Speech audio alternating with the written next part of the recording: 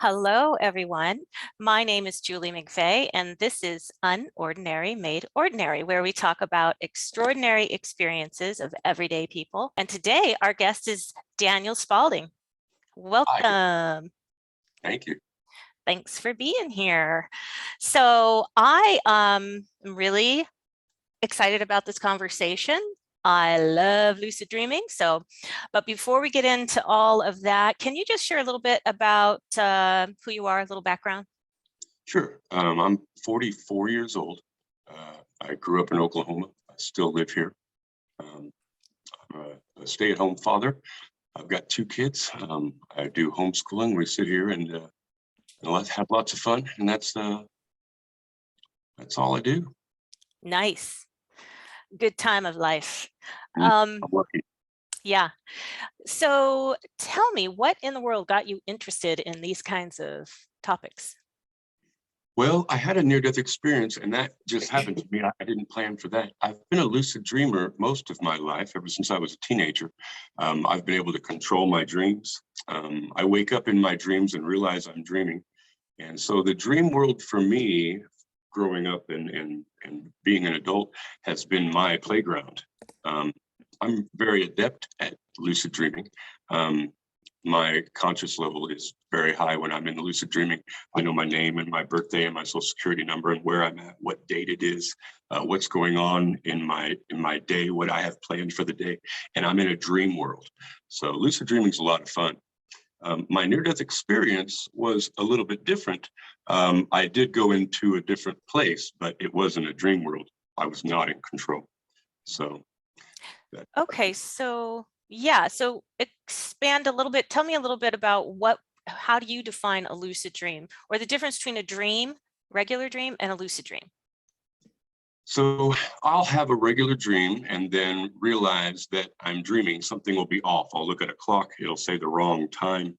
I'll look at a picture and it'll change, and I'll realize, aha, I'm dreaming. And from there, I just wake up and consciously and decide to take control of that dream and do whatever I want to. Usually I fly around or just have Would fun you at the beach. can you tell me the difference as far as, like, when you're a regular dream, would you say it's fuzzy or vague, or is it black and white? Is it color? Like those kinds of differences between the dream and the lucid dreaming?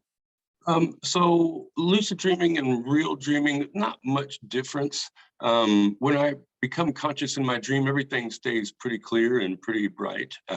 Colors stay vivid. I'm able to do whatever I want to with the dream from there. Um, I'm pretty lucky by my ability to take control of my dreams. I got really good at meditating and going directly into a dream from a meditative standpoint. Those were really my best dream sessions as far as lucid dreaming goes. So you go straight into a lucid dream or a regular dream?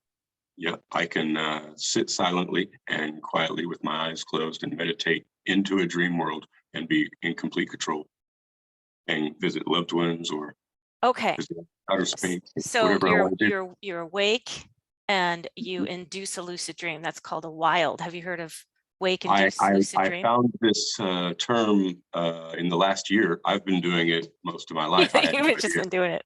Yeah. that term. Yeah, I just found that out. That is cool, because I've only done that a couple times, and it is really a nice experience to just slide into a lucid dream. Yeah, I've tried to teach people with some success. So I live in Oklahoma, so we have to keep that in mind. Yeah, you were saying a little more conservative, and even lucid dreaming is not particularly acceptable to many. Oh, could be the devil.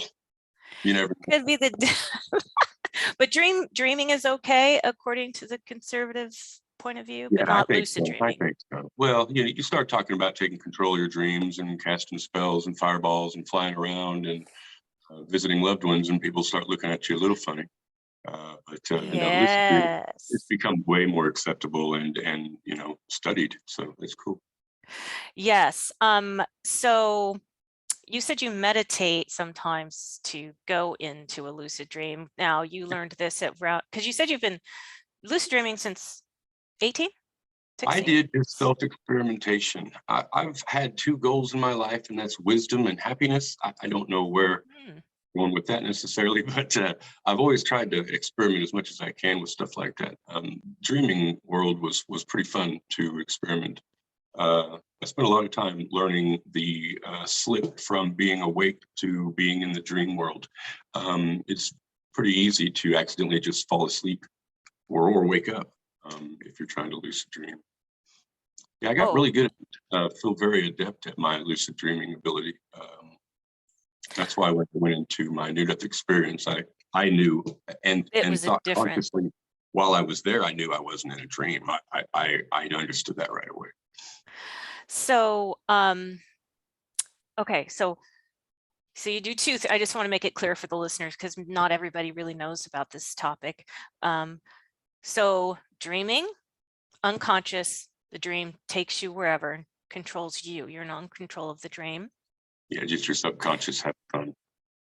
And then you personally can go from a waking state or a meditative state into a lucid dream, or you're dreaming and having an unconscious dream and you're triggered, and then you become conscious and aware that, oh, hey, I'm in a dream. That's correct. Okay, so over the years, may I just ask, how often would you lucid dream?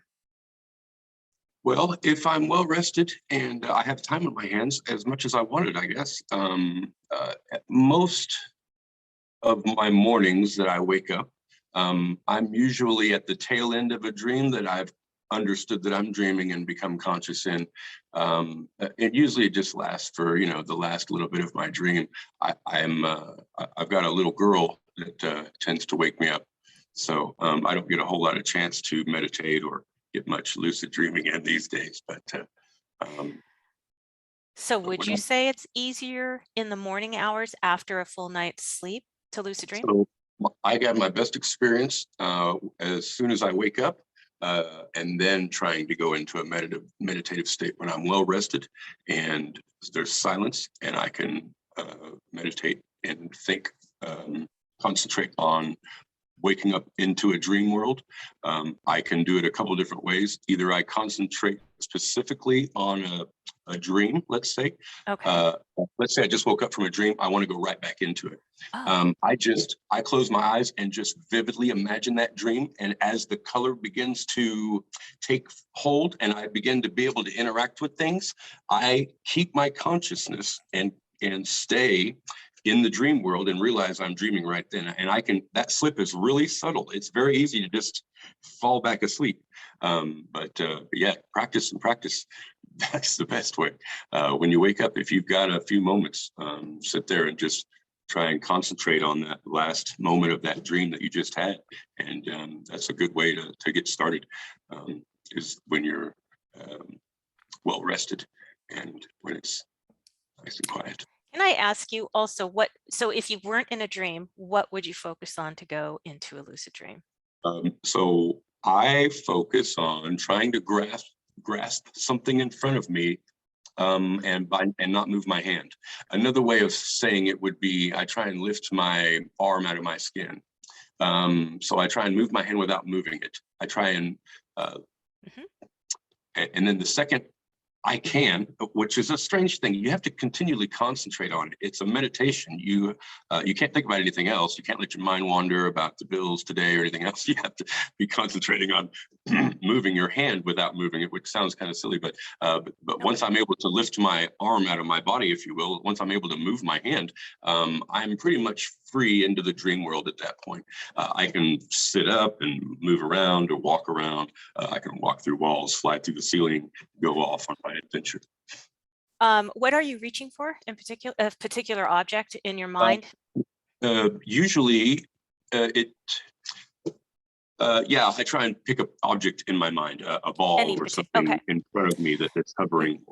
I know I'm getting really specific, but I'm so curious because I love this whole thing. Now, when you get up in some of these lucid dreams, are you in your bedroom or are you in a dream Initially, environment? yes. Initially, I'm in my bedroom when I sit up. So I've been able to move my arm without moving it, and then at that point, I'm waving my arm around kind of in front of me, although my body is at rest. And then Sure. I just sit up. I'm in my bedroom, and I've gone and looked around my bedroom and to see if everything's in its place, and it's usually not. Again, the clocks don't tell the right time. The mirror's not right. The pictures aren't correct. There's too Absolutely. much. Yeah, so I'm in a dream world, but I'm so familiar with where I was and so conscious about the fact that I'm in my bedroom that I arrive in my dream world in my bedroom. Have And you ever looked back and seen your physical body still sleeping in I bed? have, yeah, quite a bit. Yeah, I'm just laying there. Oh, you have. Okay. Yeah, yeah. Okay. I don't know if it's really me or not, but in my near-death experience, I did look back at my body and see myself laying there. That was a little bit different, though. Okay, we'll talk about that in a second. I'm still curious about this lucid dreaming. Oh my word. Oh, Okay, I love this experience. It's one of my favorite topics. I'm just gonna be straight. We could do this straight And through. I'm gonna say that sounds like an out-of-body experience to me that is a little bit that see, I don't know. How would you differentiate between a lucid dream and an out-of-body or astral experience? I don't know if you know much about those. I do, just mostly through my own experimentation and reading. And I've read a lot of books. I studied it quite extensively when I was younger to learn how to do it and to continue understanding what it was I was doing. I personally believe that lucid dreaming and astral projection are the same thing. What I Okay. thought was astral projection and like reaching my hand out of my body and sitting up, and that's why I decided to go and look around my room to see if there was anything that was, astral projection in my mind means I could leave my body, go to my neighbor's house and tell you what color their couch is. Now, I don't think I can do that. I have left my body, if you will, but I'm pretty sure I was just in a dream world, more than pretty sure. I know I was. So I used to practice walking through walls. I would create an entire neighborhood, and then I would start at one end of the neighborhood and just walk through walls, walk through people's houses. Now, my subconscious mind creates families that live in those houses. People are sitting there in their bathrooms, brushing their teeth. People are watching TV. There's pictures of them on their wall. Each one of them has their own decor. My conscious mind isn't trying to do that. So your subconscious is pretty powerful when it wants to be. You could walk to the neighbor's house and imagine their couch color, but I don't think you'd be correct. Okay, so you've never experimented on that level to see, hey, so-and-so friend or whatever, put something out on the top shelf. I'm gonna do an experiment. Oh, okay, and didn't work out. I did have one friend in this whole thing, and we did a lot of experimenting together. Yeah, I did try and have someone leave things in my backyard a certain way for me to go back there and check in my dream, and was unable to. Okay, so no success, because I know not in my experience. So your lucid dreaming, and what would you say? A couple of questions. What are the benefits, in your opinion? And maybe you could give us a couple crazy experiences or really unusual experiences that you've had, if you feel comfortable. Okay, I'll think on that one. Okay. Let me give you some benefits. Closure from dead loved ones. Number one, I'm able to go and see my dog that passed away and play fetch with him and give him a hug, and it's meaningful to me. Now, I don't think he's really there, and that's not important. There's an internal part of me that feels satisfied, more so having been able to see him again. The same thing with a late relative and whatnot. So there's immense amounts of aspects of it. For a quadriplegic or paraplegic or somebody stuck in jail, or anybody who's unable to move or do things, I can imagine this could be quite a creative world that you could enter and have a lot of fun in. So the aspects there, the sleep quality can be measured, I'm sure. Could be considered waste of time if you're dreaming all day, which you can do. I've spent 20 plus hours in the dream world in one day, throughout the week. And a common thing, I was stuck in a bed at the time and was just bored. Wow. So, And yeah. for those who don't know much about lucid dreaming, you say, oh, well, could be some fun. You get to go out and have some fun, but it's not like a dream. Well, in my experience, my dreams don't seem as physical or as real, but a lucid dream, how full real memory, is it full in conscious. comparison to our 3D physical reality right here? So I would say similar. That's a good comparison for somebody who can't understand what a lucid dream would be. I guess being able to control the environment around you and decide, okay, I can look wherever I want to now. Type of a VR element could be considered a conscious lucid dream. Can you feel your hands and your body? Do things Sometimes, feel solid? yes, things feel solid. Yeah. I can reach out and touch things and maneuver things, and I can drive cars, fly. Have you tasted things? I haven't really experimented much with taste, so yes, I think so. Yes, I can. Yes, I can definitely. So Definitely. taste, touch, solid, hearing. Can you hear things? Yeah, full hearing.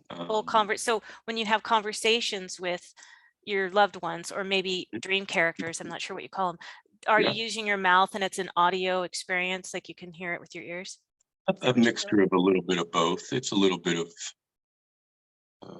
I know what you're feeling, you know what I'm feeling, we love each other, let's just be together in this moment kind of thing. There's quite a few of those where there doesn't need to be words spoken, but yet, I don't know how to say that, where there's just a good feeling, I guess.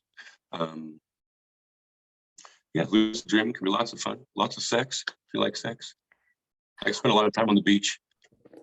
Lots of Oh, girls okay. in bathing suits there, Yeah, what about swimming? Can you swim underwater and breathe, for example? Well, you said you could fly. Yeah, I could easily. So flying in space, I don't need a helmet or a spaceship or anything. I can breathe on my own, or not breathe, if you will. A lot of that takes practice, though. Flying takes practice. Gravity is ingrained in your brain. You start to fly, and you'll be on the ground eventually. I learned how to hover consistently, and those kinds of things take a lot of practice.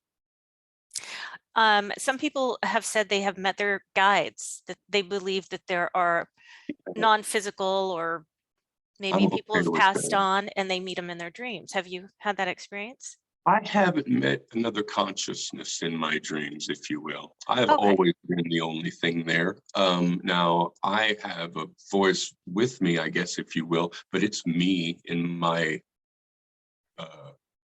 dreams. That's me talking. So if it is a spirit guide, which sure sounds like a lot like me, so that's my spirit guide, is me, I guess. Which is possible, I suppose. I don't see why not. But I have heard that there's somebody there that can kind of show you around. So dreaming is pretty interesting. I'm able to find sensations in the dream world that I've never actually done. So I've never been skydiving, but in my dream world, I can skydive. I can feel the push and the sensation of the wind and the free falling into the, but yet I've never done that. So I've seen some TV shows. I've ridden a bicycle. I've fallen off a roof. So I guess you could say. Do you feel pain? So in lucid dreaming, I've attempted pain and attempted to, let's say, I fell to my death. What happens is you just wake up in another dream reality if you stay dreaming. Sometimes it jars you awake, but you don't really feel much pain if you don't want to. I don't guess it's a fully up to you experience if you're conscious like that in a lucid dream. With enough time and experimentation, you can discover that whatever your mind wants to create is what it is. If your mind believes that there's a spiritual guide there, then there is. I think that's the case. That's my experiment. experience anyways. Can I ask, what are your religious views or spirituality? And, did this, how you grew up with whatever religious views you did and your views now, how does that impact your I grew lucid up dreaming? Baptist Christian, Oklahoma, Southern Baptist, good times, wonderful people. I thought about joining the seminary, actually enrolled and thought about doing ministry for a while, maybe theology. Decided against it, ended up going to a university. So I have pretty extensive knowledge in one or two religions. I wouldn't say I'm very well versed in multiple religions, but throughout the next 10 to 20 years of my life, changed quite a bit. I'm a lover of science. I'm a lover of trying to stay up to date on Neil deGrasse Tyson, things that are going on in the science community. Okay. I tend to lean a little bit more towards, I think a lot all day actually about where we come from, what are we doing here, why are we here? Those kinds of thoughts are the ones that penetrate me the most. It's hard for me to want to give my thoughts because I really enjoy other people's views and don't want to disrupt them. I am going to give a little near-death experience tale at some point, either this round or next. Yeah. That has a little bit something to do with a non-denominational version of where I went. If you say I died and went to heaven, well, I didn't see a Jesus or a God or any kind of entity like that there. That was my experience, but I don't like to dissuade anybody from their personal beliefs or experience. So I would say I'm agnostic, I guess. Sure. Still undecided. Sure. I'm not wise enough to decide. I would say it that way. I don't understand it completely enough to know exactly. That's valid. And I'm a deep thinker, and I think on it consistently. Yeah, I'm really curious to hear.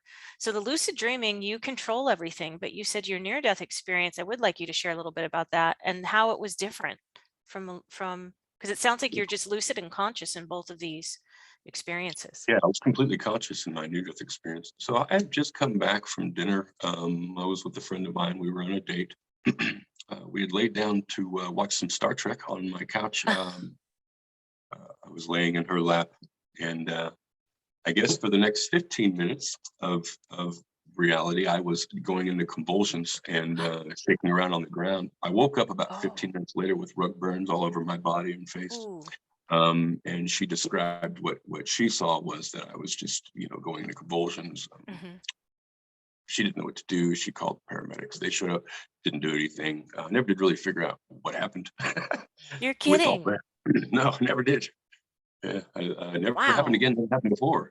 Okay. I've never had any convulsions or anything like that before. So at the time, this was 9 years ago, I was in the oil field. I was sober, drug-free, had a CDL, so I was consistently drug tested and such. So there wasn't anything going on. I don't even think we had any alcohol that night. We had gone to dinner pretty early. It was like 8:30 at night when we came home. And I wanted to show her an episode of Star Trek. But when I turned on the Star Trek and laid my head down in her lap, I remember watching a little bit of the Star Trek, but then I was standing right behind the couch all of a sudden, kind of looking down at the back of the couch, and her and me sitting on it, and the TV and everything was kind of looking around like, well, this is strange. I'm not supposed to be back here. And I heard a bunch of voices, or one main voice, but a bunch of voices pretty much applauding me and being excited. They kept saying how proud they were of me. What a great job I had done. Amazing work. We're so amazed. You're just so good, so amazing. No. They were just so proud of all the things I had done. I'm lost. I have no idea what they're talking about. I'm still like I'm standing behind the couch, and I look around, and now I can see a big tunnel up above me. The couch and everything's pretty much gone. I'm no longer in the scene of the couch anymore. I was listening to kind of their praise and their applause. And during that little moment, I looked up and I was in a completely different area. There was a bright tunnel with a light at the end of it, kind of like the classic tale of a long, long, infinite tunnel with a bright light at the end of it. And standing around me were a bunch of entities, people, if you will, that kind of looked like people. Okay.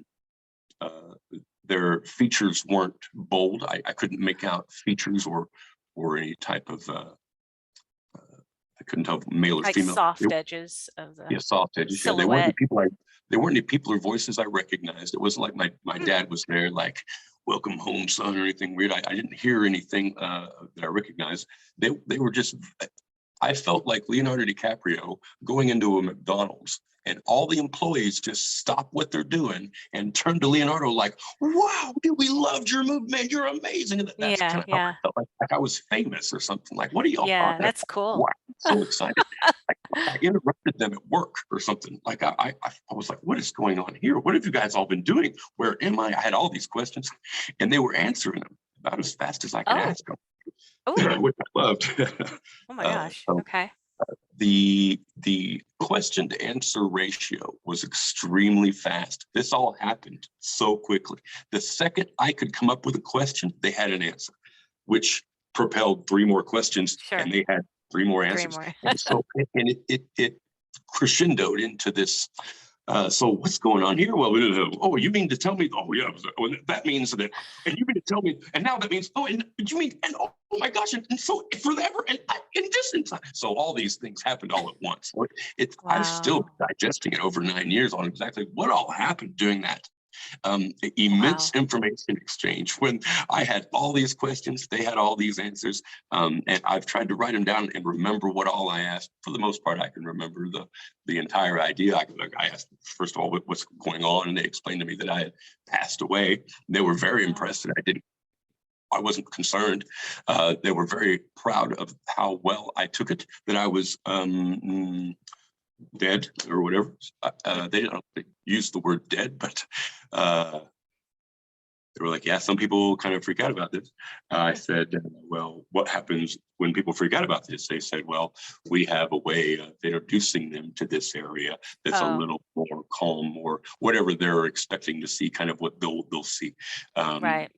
Yeah, so and they kind of gave me the little rundown on kind of how that worked, as far as if you had been in a crash or something and you just showed up here unannounced and weren't ready for it, they would be prepared for whatever. They were the welcoming committee, if you will. They were prepared to take you under their wing, show you around the place, get you accustomed to your new life. Orientation. So I said, well, I didn't ask who they were, and I kind of, they told me they were the welcoming committee, and I just left it at that. Kind of like they worked there, and that's kind of how they treated me, in that way, like I was the star of this whole show, and they were just there helping me or something. We were standing there. The majority of the voices were just very, very pleasant, very nice, very happy. I had very happy feelings. I felt amazing, like some of the best I've ever felt in my entire life. And I asked them, do I get to feel this way for the rest of the thing? And they were like, yeah. And so I was really happy about that. Let's see. I asked them where I was, and they told me I was in the afterlife area, where you come right after you leave your body. They told me, I asked them about the tunnel, and they explained to me what the tunnel was and how that worked.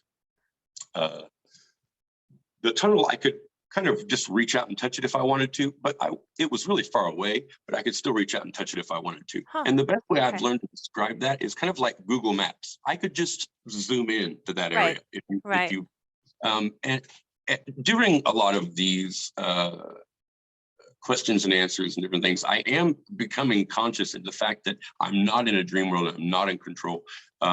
This is not a dream. And I understood that pretty quickly. And that was one of the questions I asked, I usually have tricks up my sleeve to know if I'm dreaming or not. None of them were working. I didn't have any ability to take off from my normal. I can just fly if I'm dreaming, but yet I was fully conscious.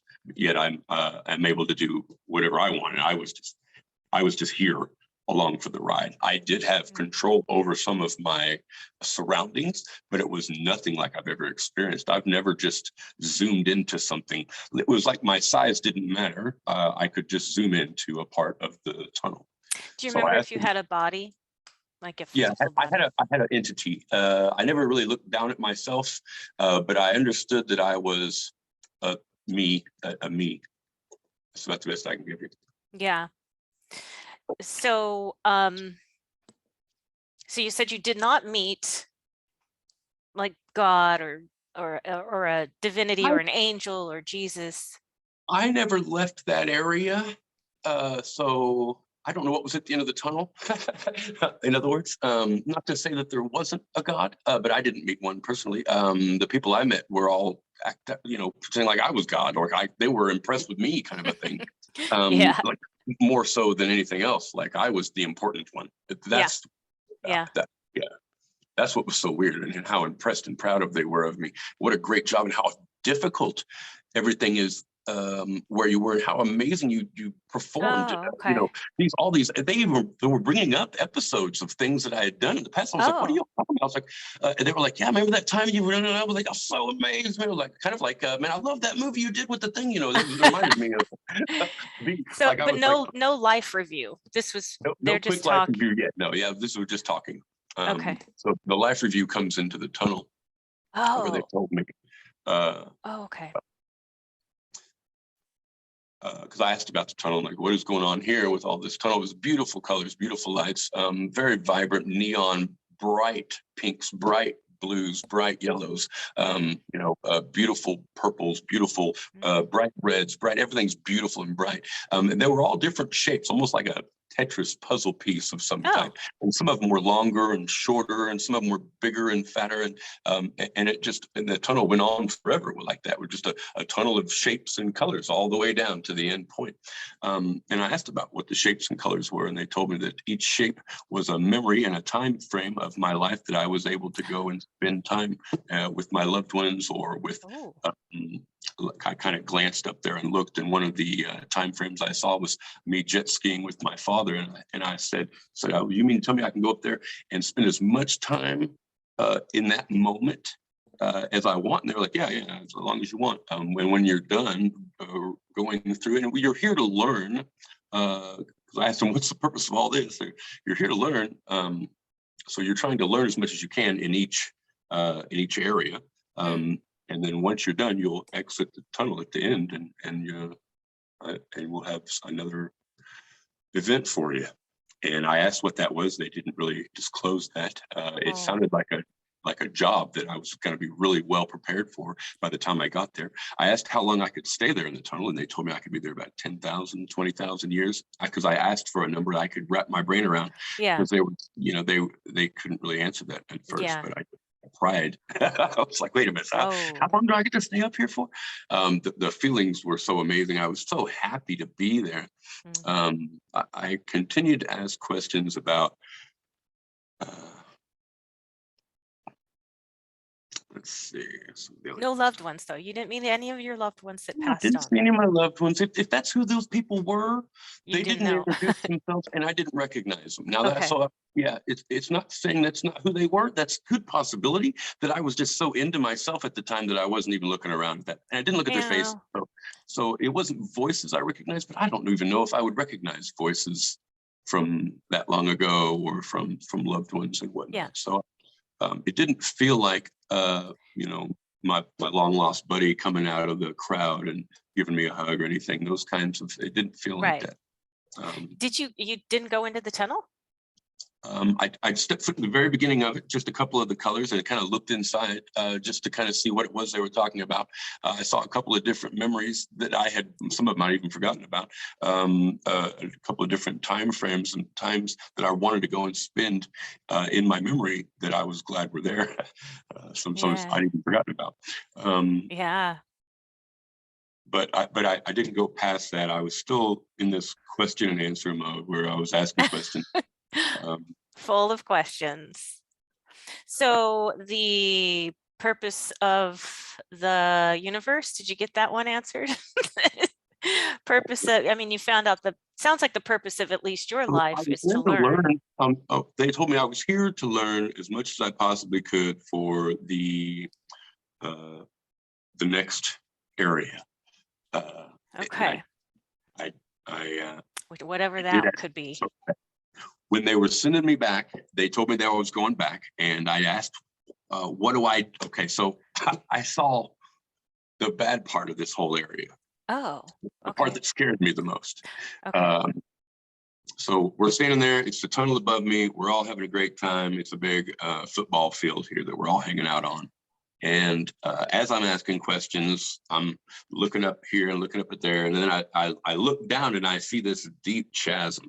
And I had never looked down before. Now this chasm was like a deep ravine that it never ended. It just had no end. It was just straight black at the bottom. And it was just all the dark black colors and the grays and the dark purples and the dark browns and the dark reds and all the opposite of the neon colors that were up there. It wasn't anything like that. It was all the nasty stuff and terrible things. And I glanced down there and kind of touched on a couple of the memories that I saw there that I was not very happy to see. Okay. So these are your negative memories maybe in that area? I asked him what's going on here. Because I could feel myself being pulled into it. It was dragging me in. The ravine, or it was pulling me in, and they were holding me back. I could feel their arms around me, and we were kind of just coasting over the top of this thing. They were kind of just showing it to me. Okay. I could feel myself being pulled in. If they were to let me go, I would have fallen in. And I was very scared to look down into that chasm. The things that I saw, the memories that I saw there were not happy memories.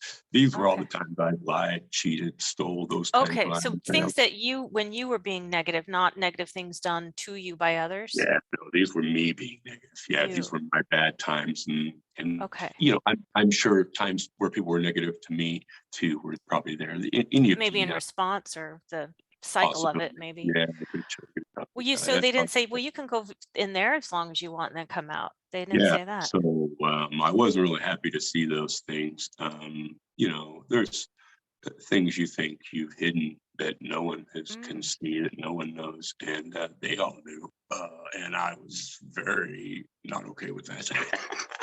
I started screaming pretty much at the top of my lungs. I'm sorry, you guys. I didn't know that you guys were there seeing all this. You know, I'm so sorry that you know, some of these decisions were terrible. You know, why did I? I'm so sorry. I just screamed, was crying, tears were just pouring down my face, and they whispered in my ear, "It's okay, Dan. We were there.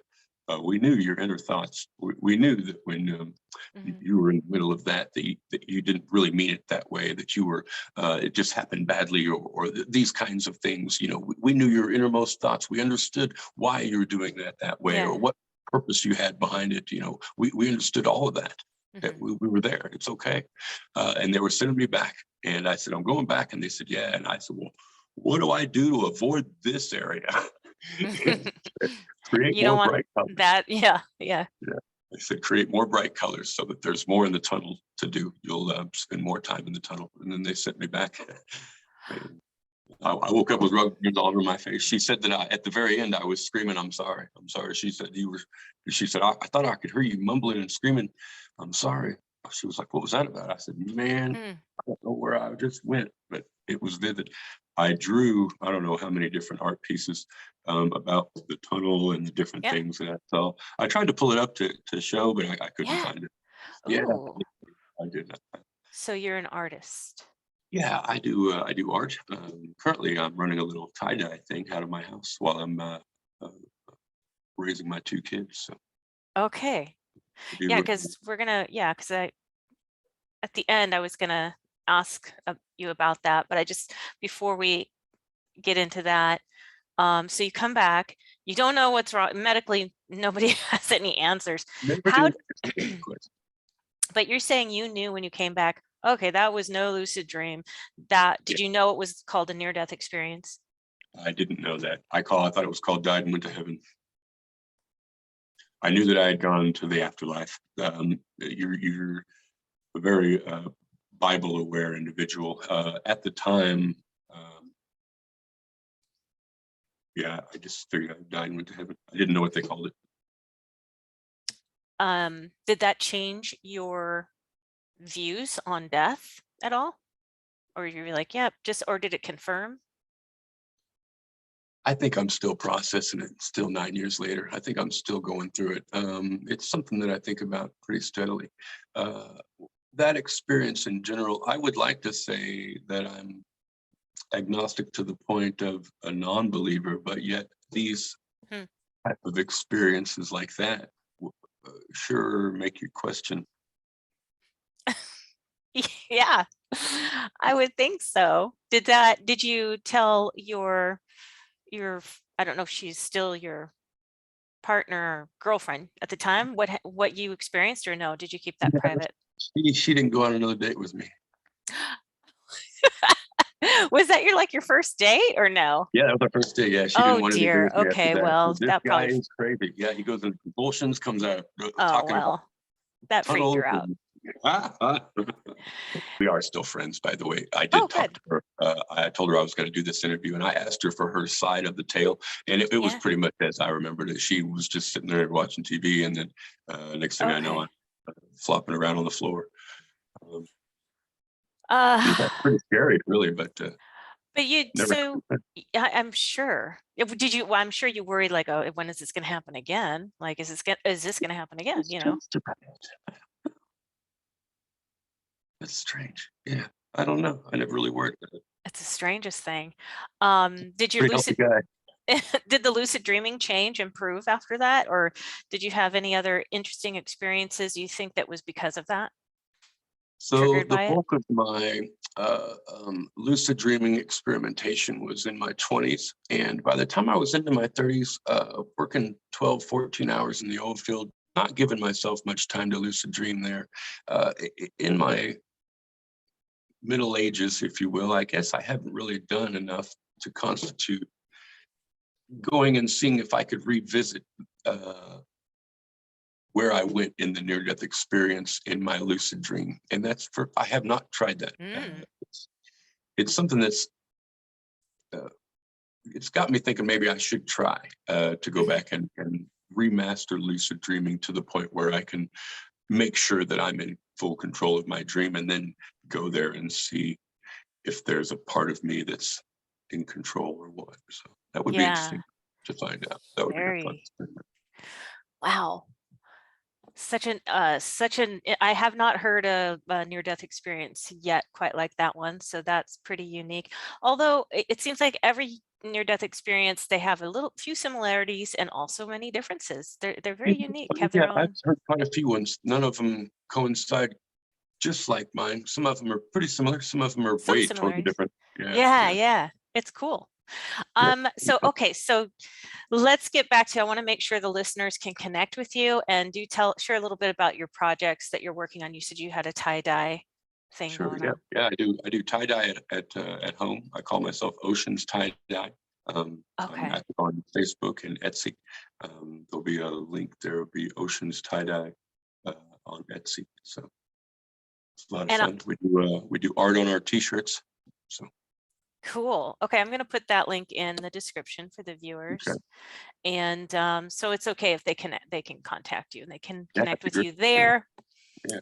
Um, and before we sign off, I just want to leave you with any last words. Like if there's something you're thinking, oh, wait, I wanted to share this one other thing that's really important, or just anything on your heart that you want to share. Here's a fun thought game for you. Okay.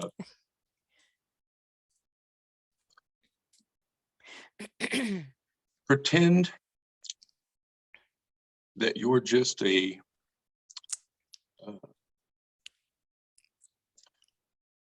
how to say that? sometimes I like to pretend like I can change anything at any given moment. Okay. If I wanted to become rich, I could just go and do that. If that was important to me. I'm wherever I want to be. Wherever I am, that's where I want to be. And I don't know how else to say that. Sometimes it feels like I'm currently living a life or reliving my current life, if you will. Huh. I'm in full control of this life as well. Like I can do whatever I want in this life and control it as much as I want. I can make as much money as I want. I can see as many people as I want. I can do whatever it is that I want in this world, whatever is most important to me. So find what's important to you and focus on that.